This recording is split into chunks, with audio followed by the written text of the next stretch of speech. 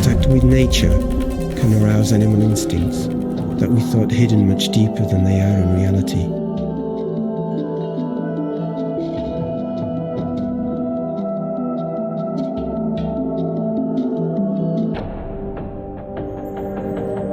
It is up to us to get out and look for the wildlife around us.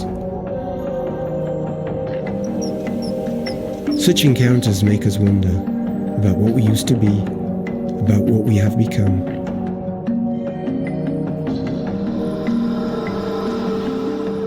Our modern lifestyles have made us forget the importance of being close to nature and to allow the seasons to carry us gently through the year.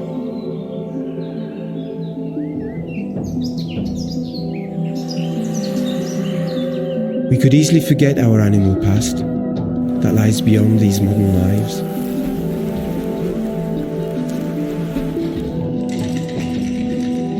To unearth this past is no easy task, and yet it will take us behind the scenes.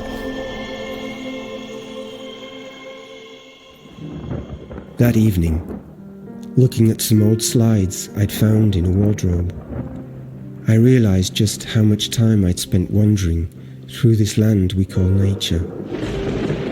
From the walks with my father or my grandfathers, from these early photos taken with the simplest of cameras, I was now to unlock emotions that had been carefully shut away.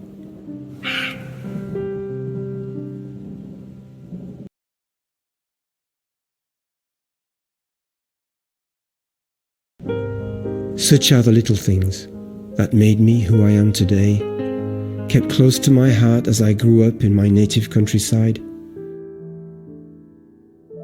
So it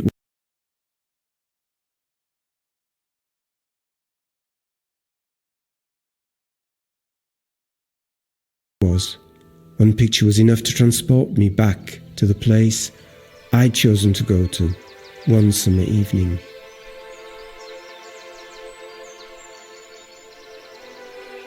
Every move I made would count during this outing as I tracked the animal I somehow knew I would find.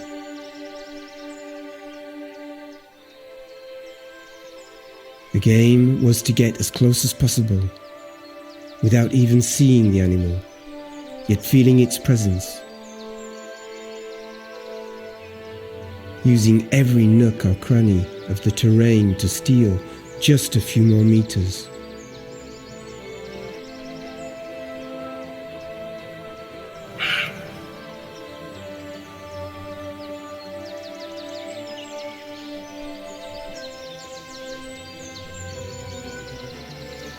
To heighten its curiosity.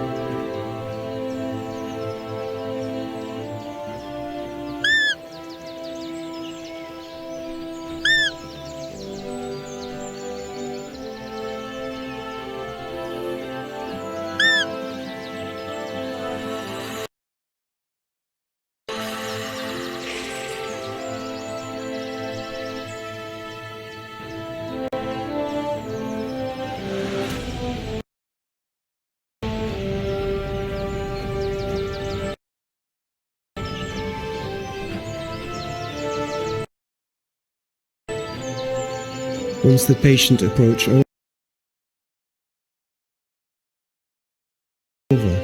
I would take position, putting faith in experience, and without knowing how, the meeting would take place. To be over having lasted the briefest of moments.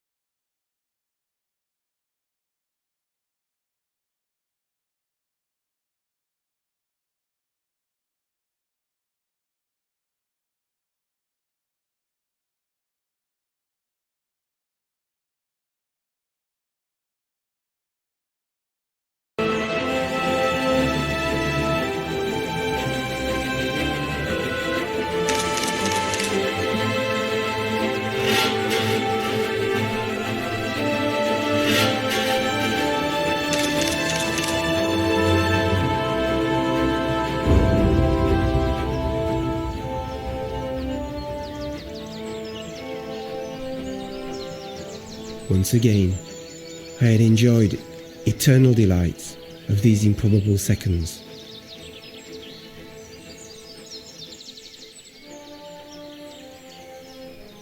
But as the night was taking its time to fall, I felt like playing one more stalking game. And a game it was. I had no serious aim except to gain a fleeting glimpse of an animal that often disappeared before I'd had the time to take even the slightest picture.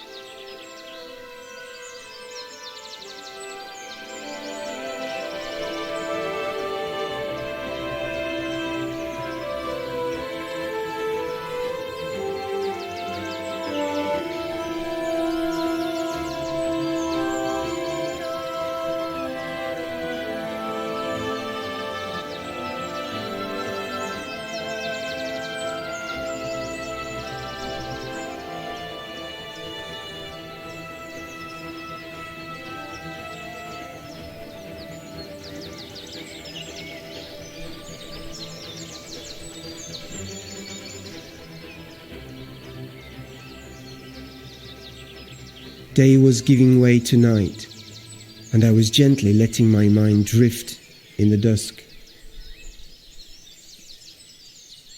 When the day drifts into night, the unhurried observer is occasionally allowed to witness scenes otherwise lost to others.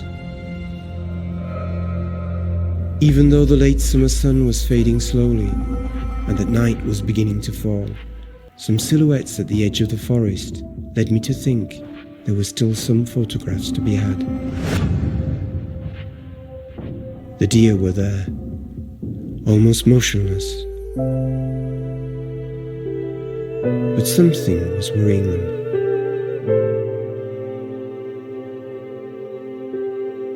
Their caution was a contrast to the agitation of the wild boars.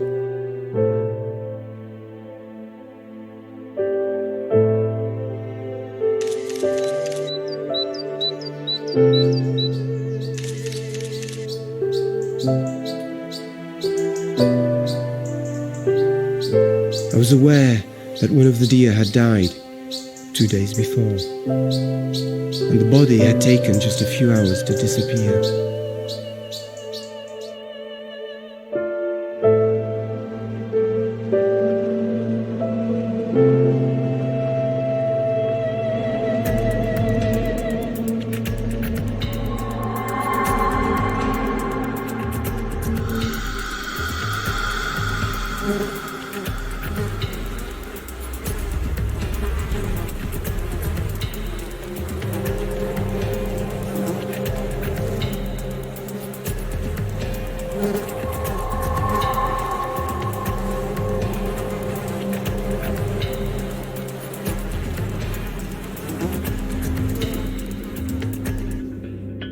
The young stag that had grown up to become one of the princes of the forest was no more.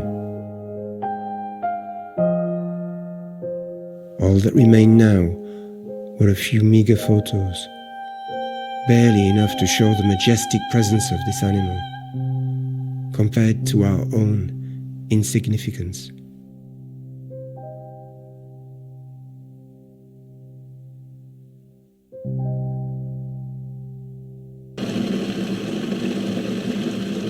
With the full moon came a warning of a change in the weather. The gentle warmth of the previous few days had given way to an uncertain and threatening climate.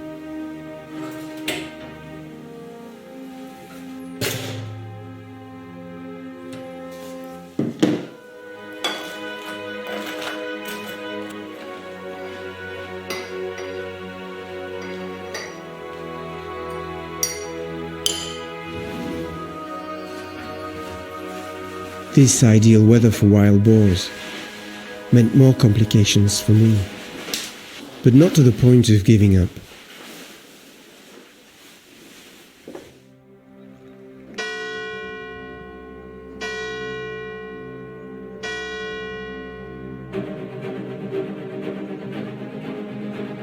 above the ghost-like waves of clouds rolling over the hillsides. The rain gave warning of movement amongst the animals.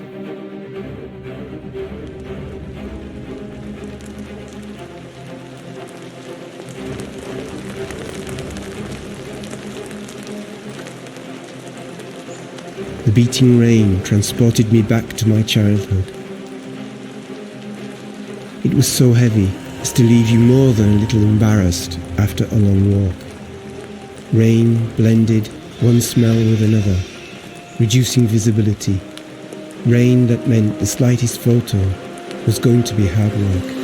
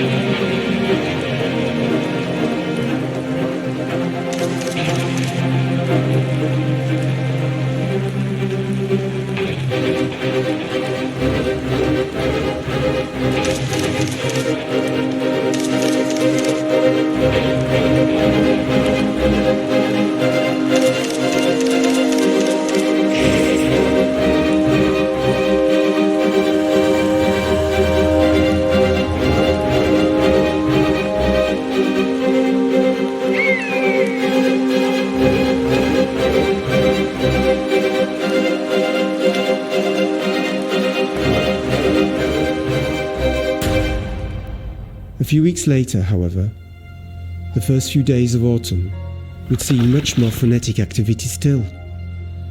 The rutting season. The abundance of food around had given rise to an earlier than normal start to the animal love-making ceremony. I was a little surprised to be witnessing such a scene, both in front and behind me. A scene of wild boars facing up to each other just a few meters away.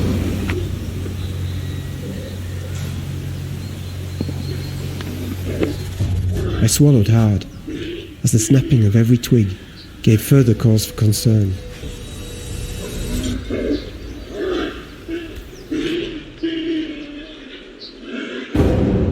But I was concentrating on the photos I had to take, caught up in the heat of the moment, however uncertain the outcome may be. Such are the fleeting moments that give us the slightest of insights into the animal world.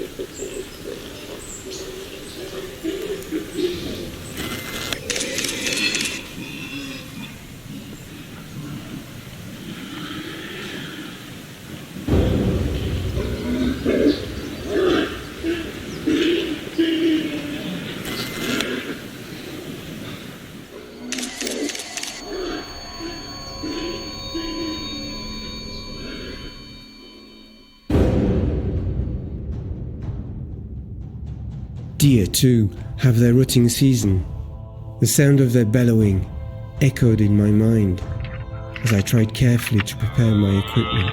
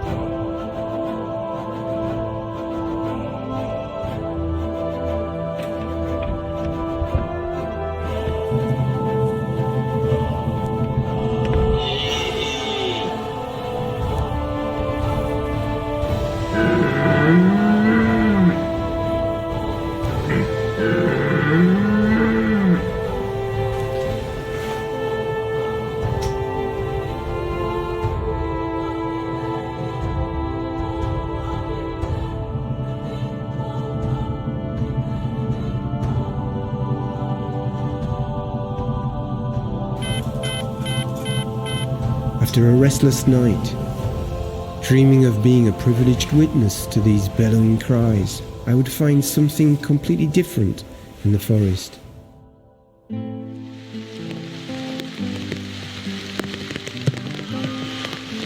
The day was barely breaking, and an incredible light shone through the fine autumn rain. Any noise was hidden by the wind. I let this magical moment take control of my thoughts. The stags had carried on their bellowing ritual all through the night, and now, completely exhausted, were returning to the depths of the forest.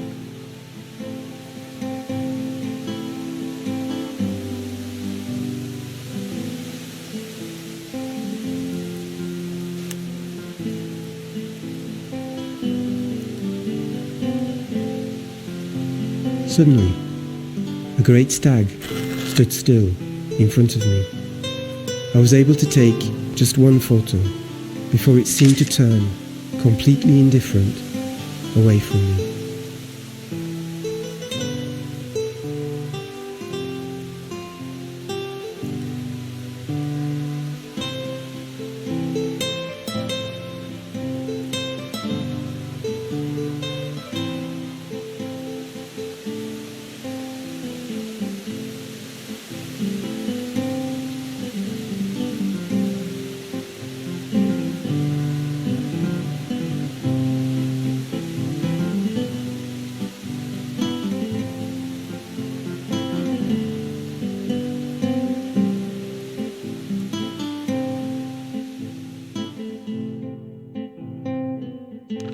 As a ritual that nature had imposed on me, the end of the rutting period heralded the return of the grey cranes.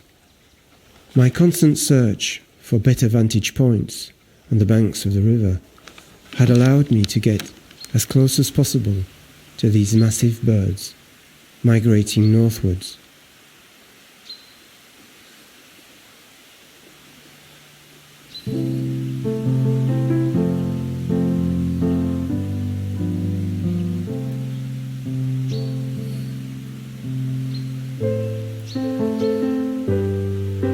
The cranes return every year, settling for a few months on the riverbanks. I had no other alternative but to be there, and there I was.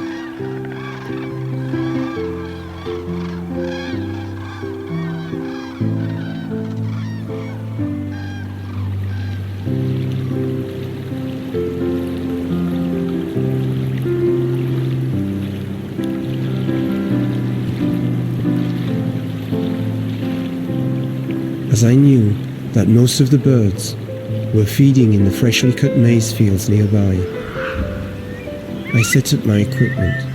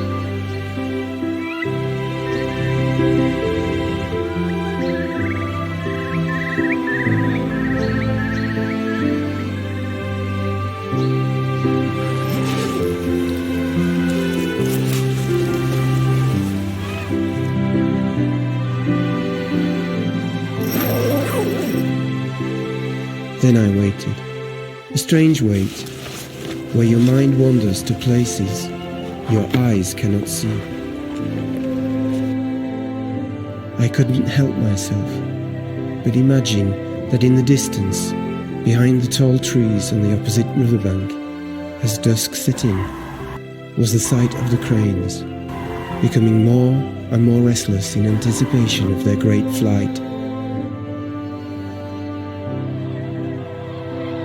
At first, I heard the noises in the distance, noises that became closer, and closer, and so it is. Patience has its reward in the last few strands of the light of the day.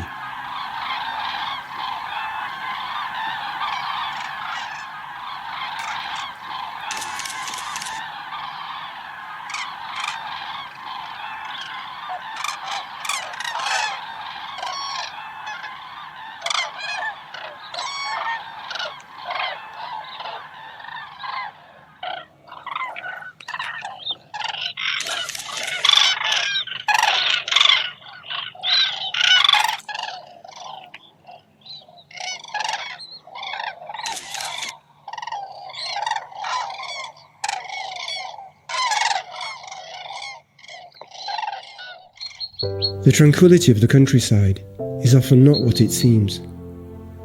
You think you are alone, but in reality, the most important features are almost invisible and remain hidden from view.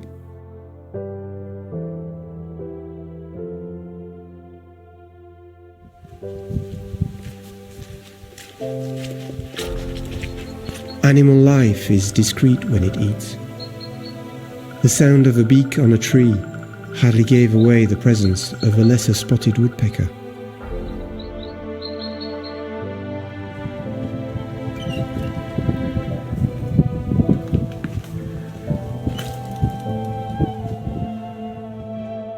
In the meadow, the cranes had left some telltale signs. I knew I was in the right place.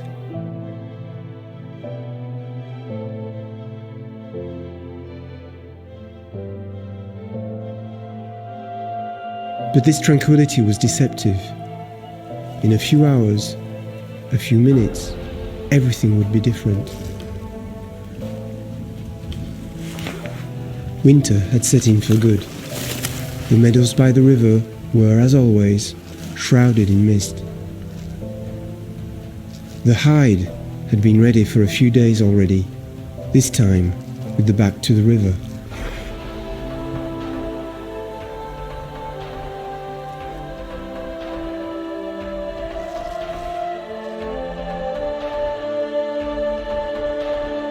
I waited nervously for the sound of the cranes.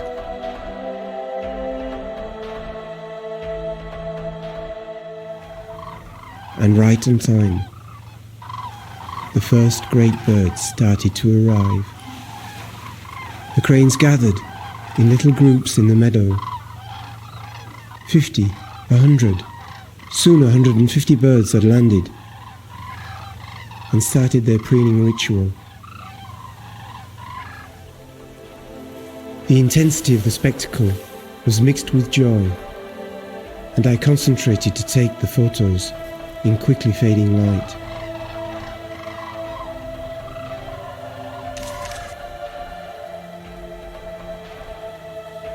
The great birds were scratching around, looking for grubs or beetle larvae. They were getting closer. Their self-assurance worried me. I was having problems focusing as the heat from my body was misting up my lens.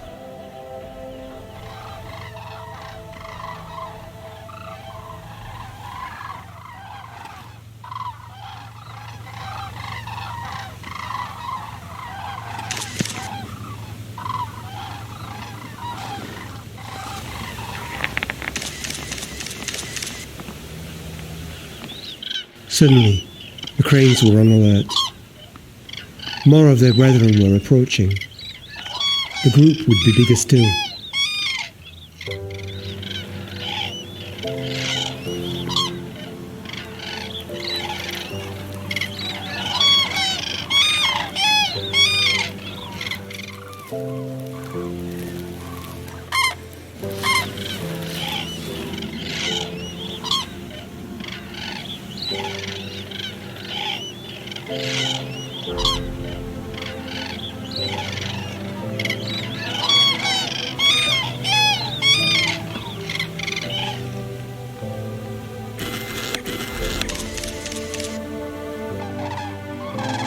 The activity lasted until late in the night, before a welcome lull would allow me to leave unnoticed.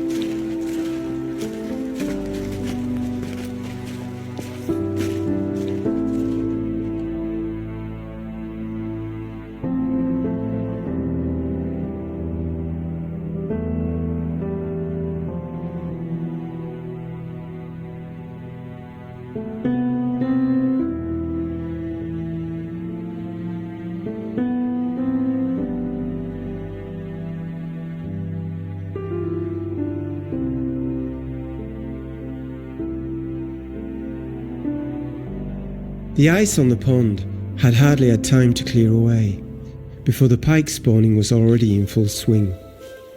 These are strange moments where nature awakes from its sleep. I decided without hesitation to set up my equipment so as to get a shot of the kingfishers diving.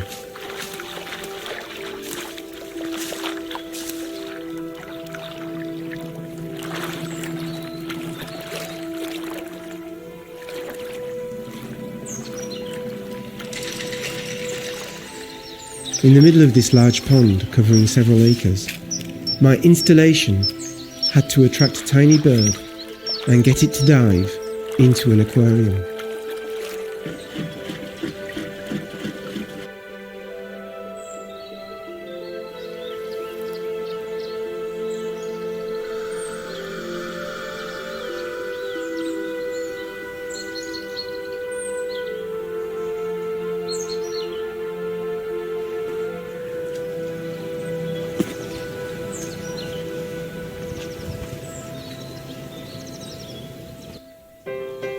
Still a little stiff from the cold, I was enjoying, as were the pond turtles, a gentle warmth, bringing with it the promise of an early spring. The slow movement of the turtle is not to be underestimated. Their experienced eye can detect the slightest of movements. I had been right to wear camouflage.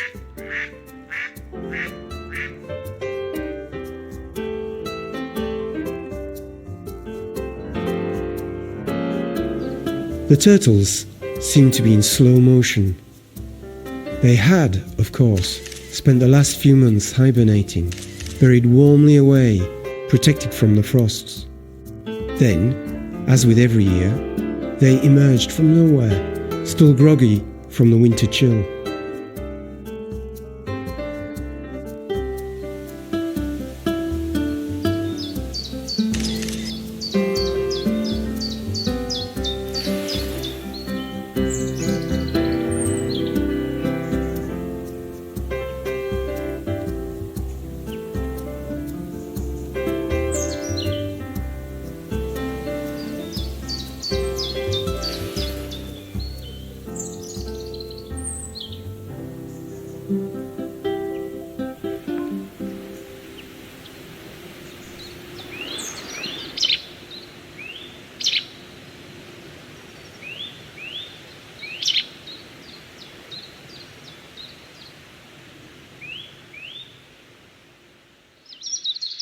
Time had weaved its magic, and the aquarium was doing its job.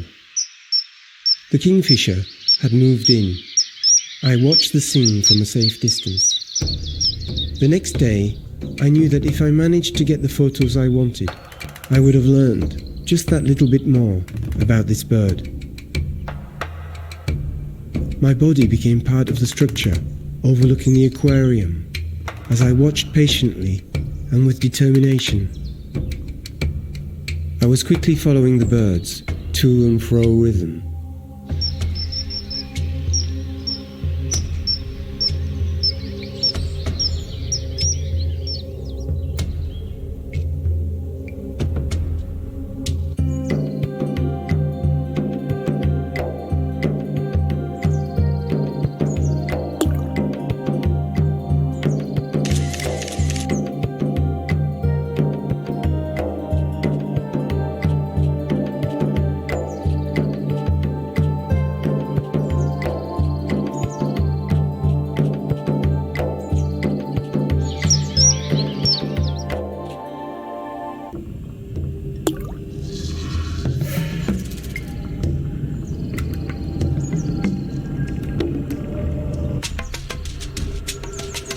I could even safely leave the hide to add more fish that in turn disappeared before my eyes.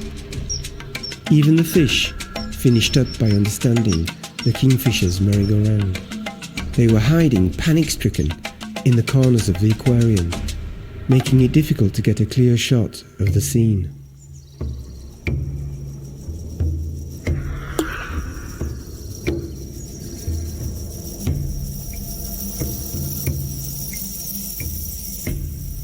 With the fish carried carefully, gift-like in its beak, the male returned to the female, which was waiting by the stream that ran into the pond. All I had to do was to follow.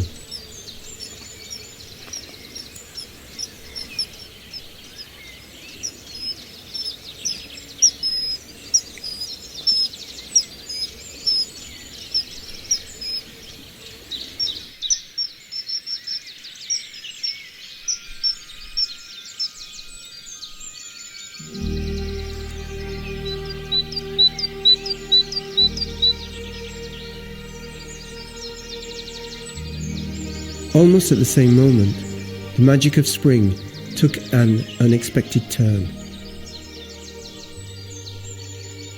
In the form of strange balls of fur.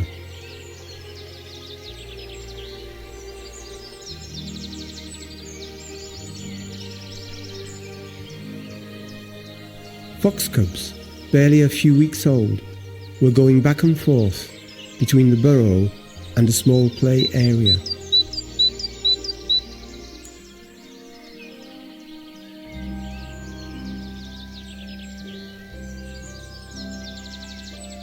Five little rascals, bunched together like the fingers of a hand.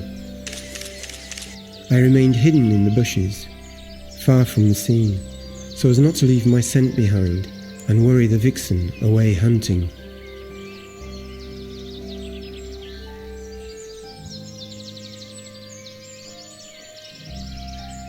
In this scene, bearing witness to emotion and yet such a carefree attitude, I saw a statement of the importance of life itself. Life must be respected in order to respect oneself.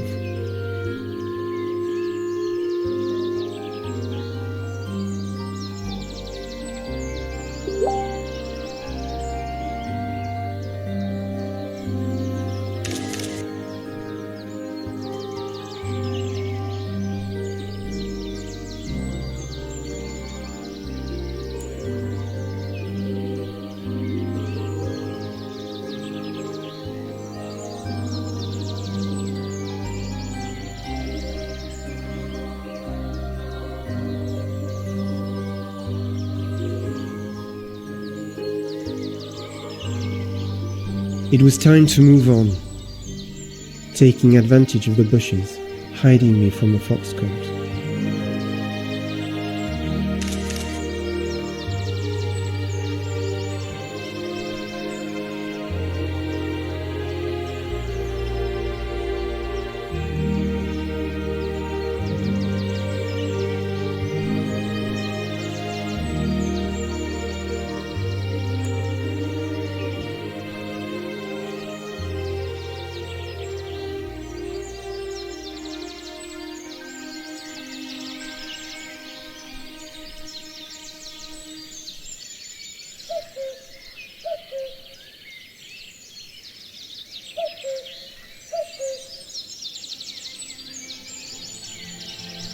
Spring in France is the photographer's season.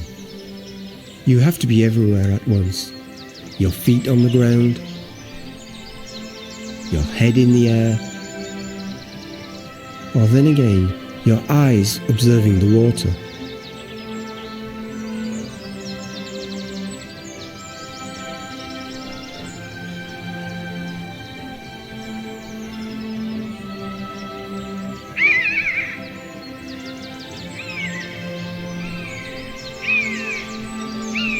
Each outing brings with it its rewards, made of sounds, of images and smells.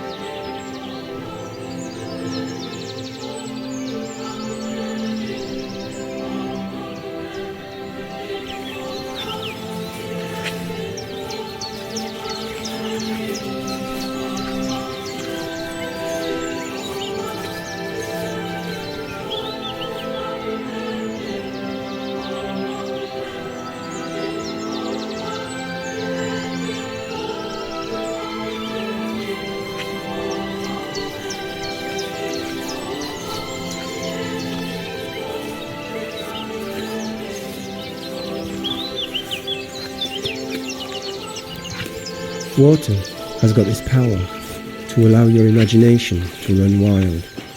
Just try and imagine what is happening under the surface. My reconnaissance from the previous days made me realize that the subaquatic life was now within my grasp.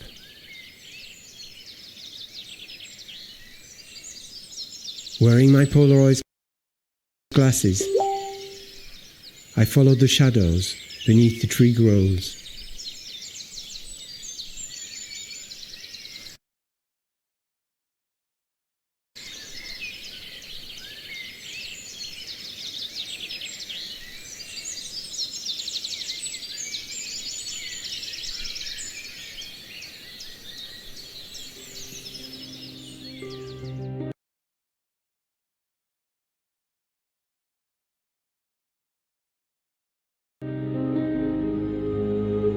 The carp were moving along the bank.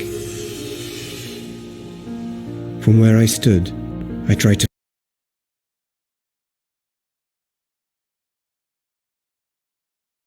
follow the ballet. It became a fantasy. The carp learned to move with the camera, and I learned how they moved.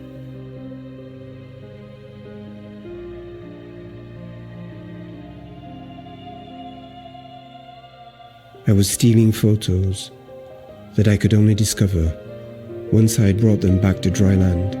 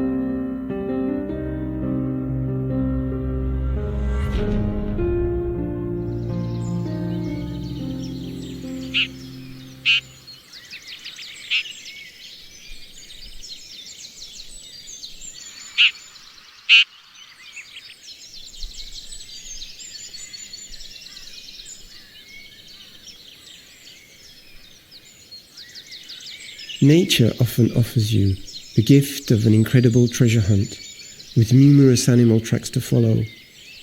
Earth freshly dug up, a fur ball, or even droppings that clearly indicate that the burrows were occupied by badgers. So as not to disturb this little world, I had decided to install an automatic camera over the following week. As excited as any child, I had become a nocturnal peeping Tom of an otherwise inaccessible world.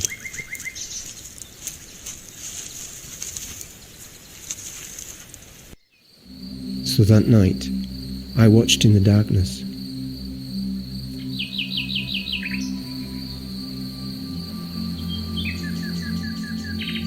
A badger couple, along with their cub, nosed their way out of the set.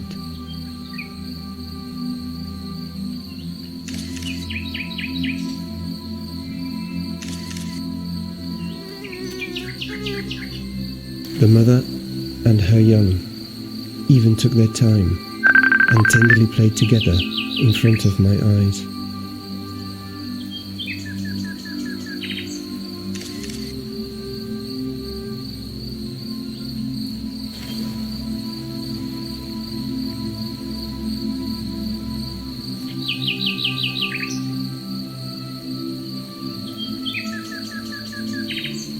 Night had fallen. The sounds were all different.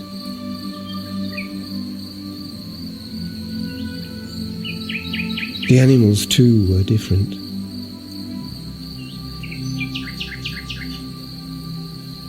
Calmer, more peaceful, in this meadow gently lulled by the cricket's song.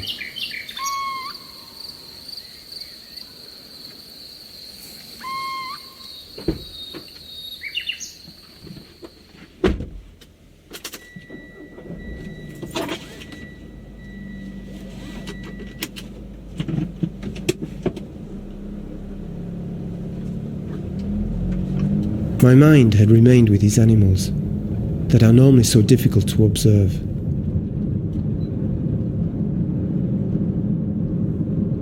Only a new photo subject could hope to catch my attention.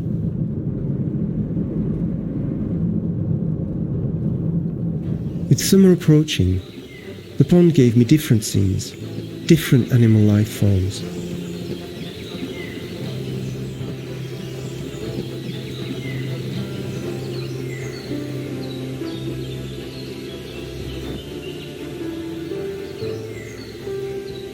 From my floating hide, I was getting ready to take a series of photos of this shallow part of the pond.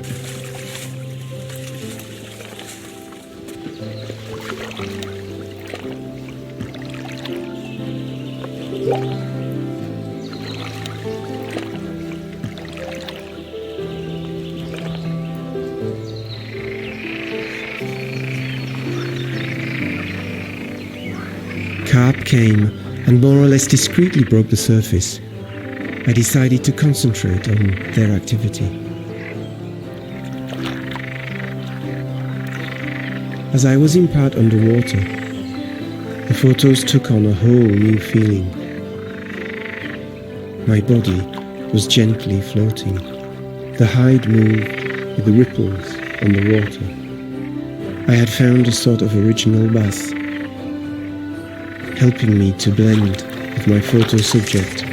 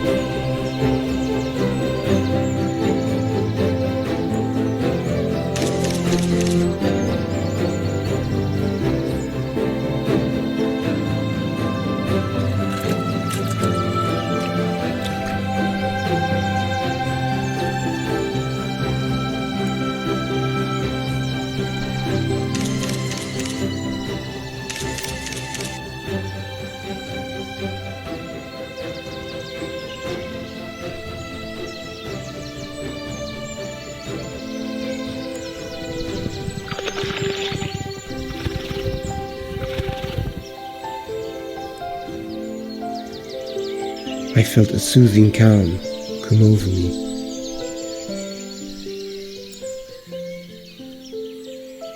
And as if to bring to a temporary end what must be a never-ending story, I was to observe once again how things of beauty feed on unforeseen events.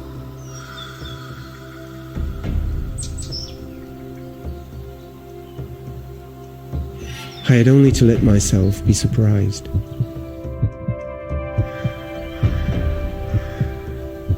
The forest too has the mystical power to take possession of the mind.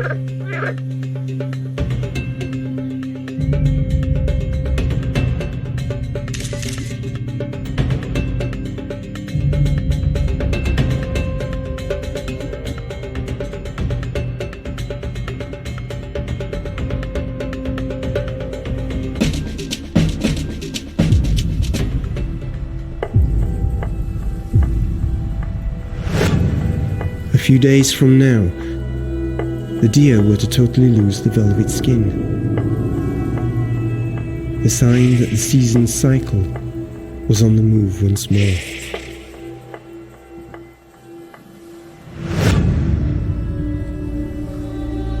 From this photographic journey, I was left with more questions than answers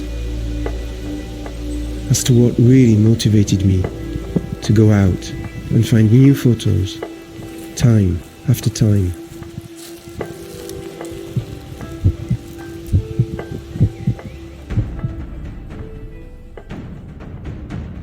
Using photos to show what cannot normally be seen is always a challenge.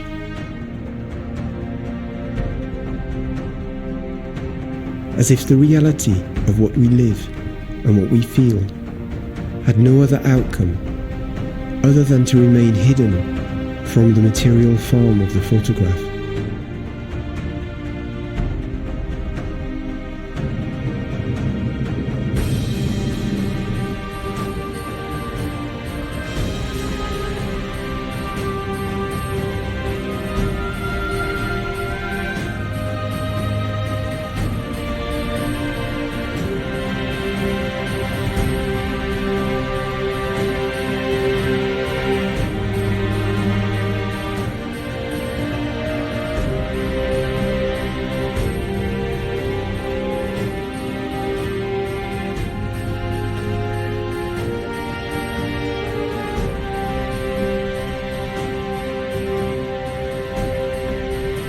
When you are behind the scenes, you enter into a dialogue with the invisible.